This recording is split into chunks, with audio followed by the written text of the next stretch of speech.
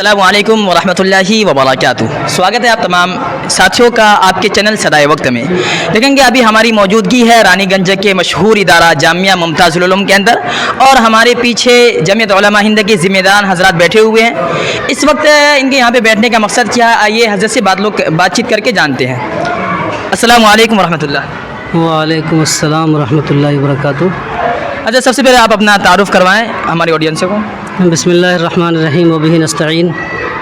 میں مفتی محمد نعیم الدین ندوی، جمعیت علماء بلاک رانی گنج کا صدر، اور ہمارے ساتھ یہ قاری شاہ نواز صاحب عرفانی، جامعہ ممتاز العلوم کے محتمم اور جمعیت کے نائب صدر ہوں، اور بڑے فعال متحرک ذمہ دار بھی ہیں ماشاءاللہ۔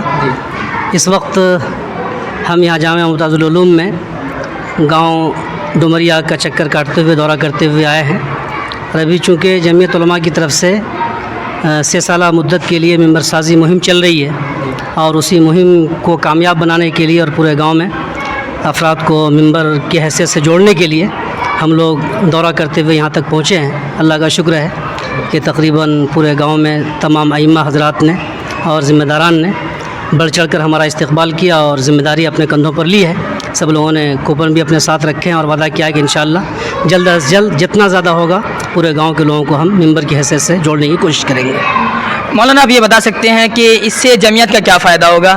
جو بھی لوگ ممبر یہاں کے بنیں گے جمعیت علماء ہند کے، جو جوائن کریں گے، اس سے جمعیت کا کیا فائدہ ہے؟ جمعیت کا کیا فائدہ ہوگا یہ تو بات کی چیز ہے۔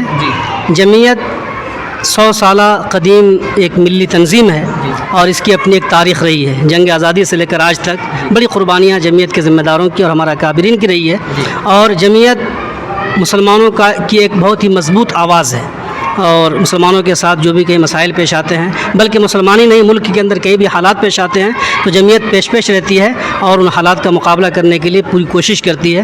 اس وقت جو ممبر سازی کی یہ مہم چل رہی ہے، چونکہ ہمارا ملک جمہوری ملک ہے، اور جمہوری ملک کے اندر افراد کی تعداد یہ بہت بڑی قوت ہوتی ہے۔ کسی بھی تنظیم کے لیے اگر اس کے ساتھ افراد ہوں گے زیادہ سے زیادہ تو وہ تنظیم مضبوط ہوتی ہے۔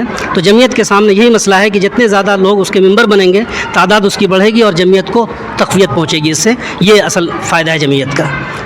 چلیے، بہت شکریہ۔ اگلا کوشچن یہ ہے کہ اگر کوئی حضرات اس ممبر کو جوائن نہیں کرے، جمعیت علماء ہند کا ممبر نہ بنے، تو ان کے لیے کیا نقصان ہے؟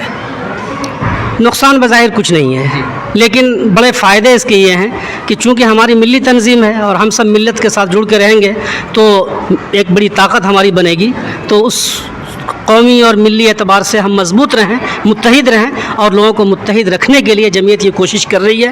لوگوں کا نقصان بظاہر نہیں ہے، لیکن حقیقت یہ ہے کہ اگر جڑتے ہیں تو بڑے فائدے اس سے ہیں، اور ہماری اتحادی قوت اور اجتماعیت ہماری اس سے قائم ہوگی۔